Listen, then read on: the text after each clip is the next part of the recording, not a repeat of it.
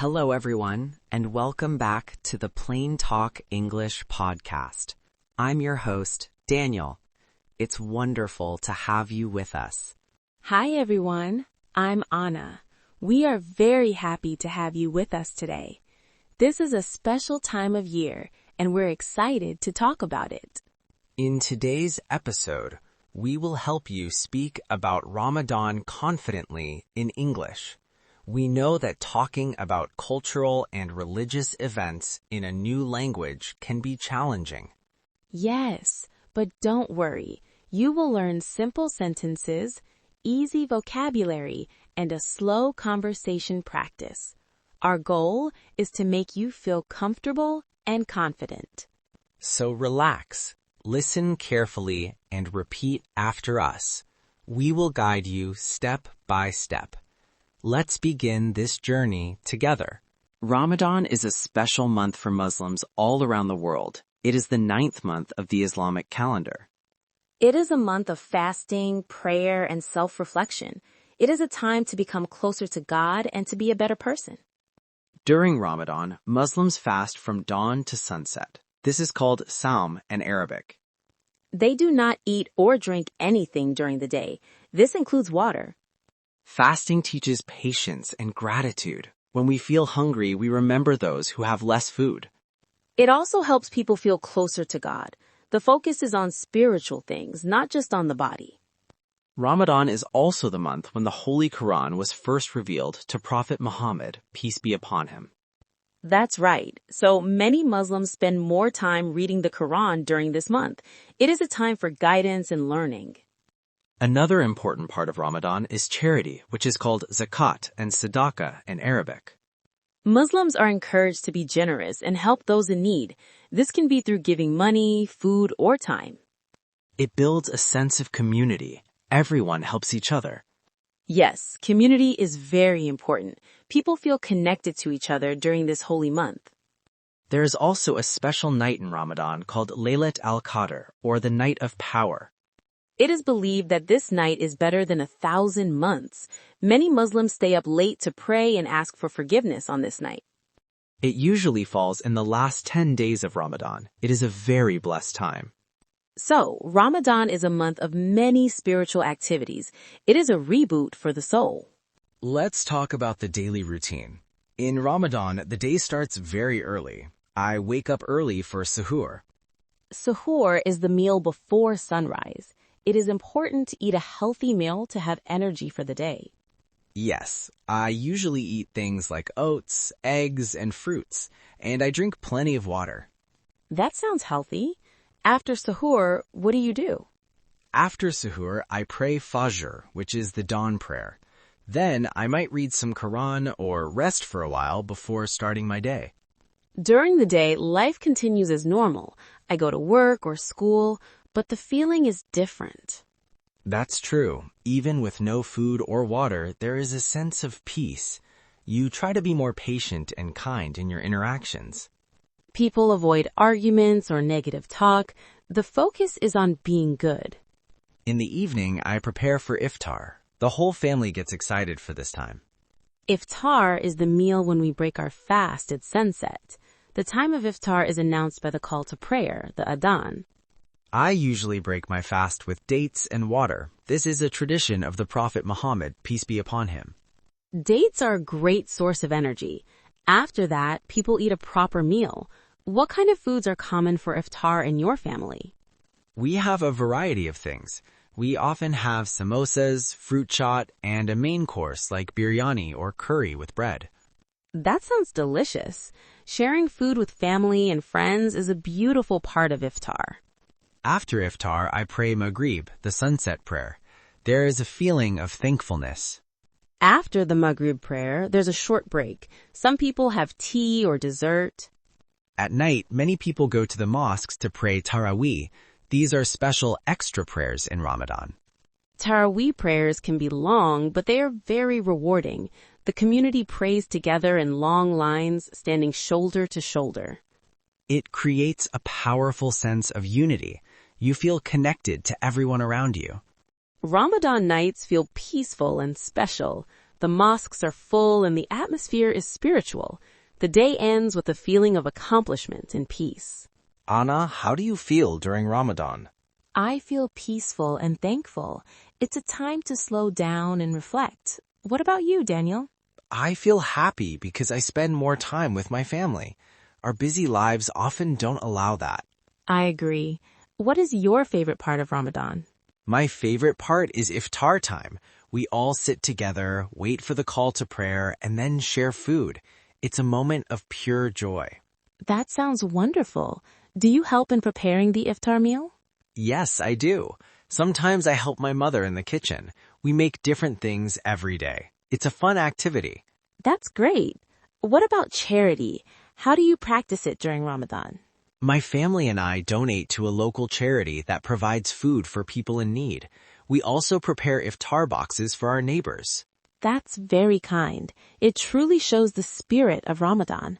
Do you find fasting difficult? The first few days can be challenging, but after that, my body gets used to it. The spiritual feeling makes it easier.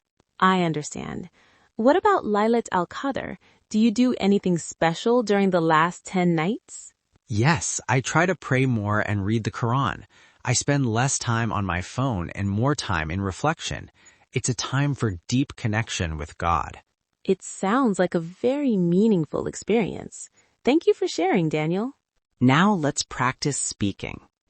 Ramadan is a holy month. I fast every day from dawn to sunset. I wake up early for Suhoor. I break my fast at sunset with Iftar. Fasting teaches me patience. I feel peaceful during Ramadan. I read the Quran more in this month. Charity is very important in Ramadan. I spend more time with my family. We share food with our neighbors. Taraweeh prayers are special night prayers.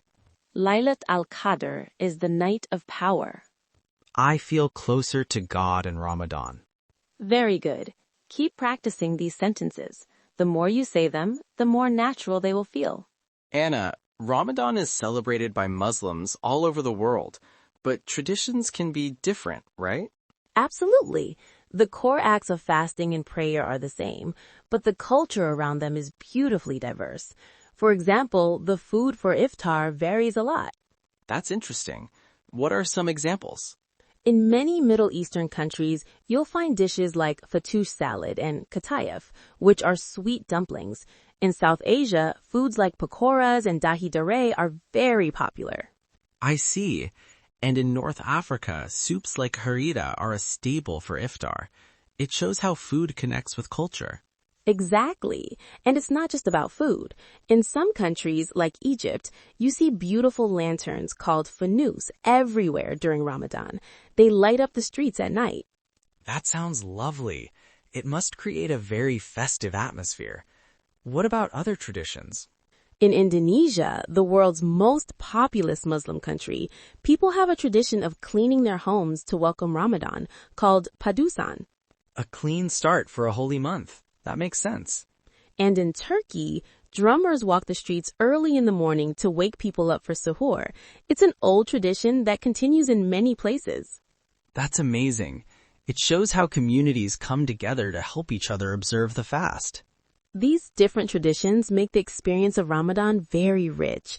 It's the same spirit, expressed in many different ways.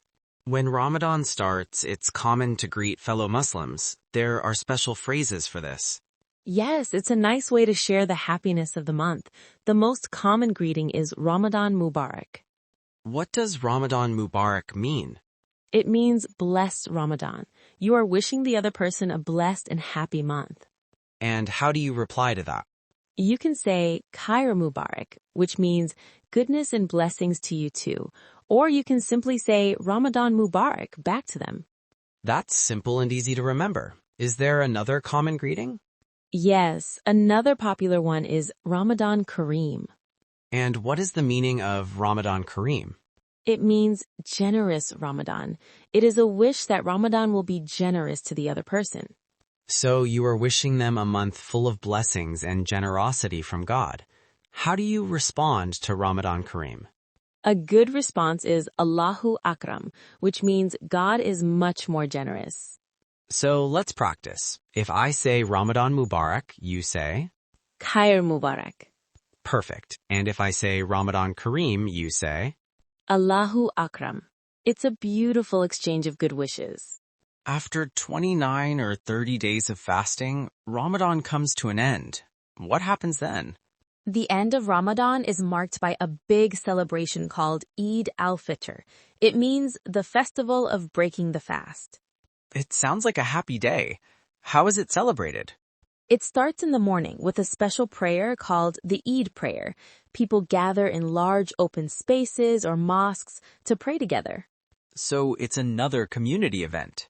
Yes, a very large one. Before the prayer, Muslims are required to give a special charity called Zakat al-Fitr. This is to ensure that even the poorest people can celebrate Eid. That's a wonderful principle. What happens after the prayer? After the prayer, people greet each other. They hug and say Eid Mubarak, which means blessed Eid. Then the celebrations begin. What do the celebrations involve? People wear new clothes, visit family and friends, and exchange gifts. Children often receive money or gifts, which is called Eid. So it's a day of joy, family, and community. Is there special food for Eid? Oh, absolutely. Every culture has its special Eid dishes. Sweet dishes are very popular. That's why Eid al-Fitr is also sometimes called the sweet Eid. A sweet end to a month of discipline. That sounds perfect. It is. Eid is a reward from God for the efforts made during Ramadan. It's a day to be thankful and to share happiness with everyone. We've covered a lot today. If you want to speak confidently, remember these key things.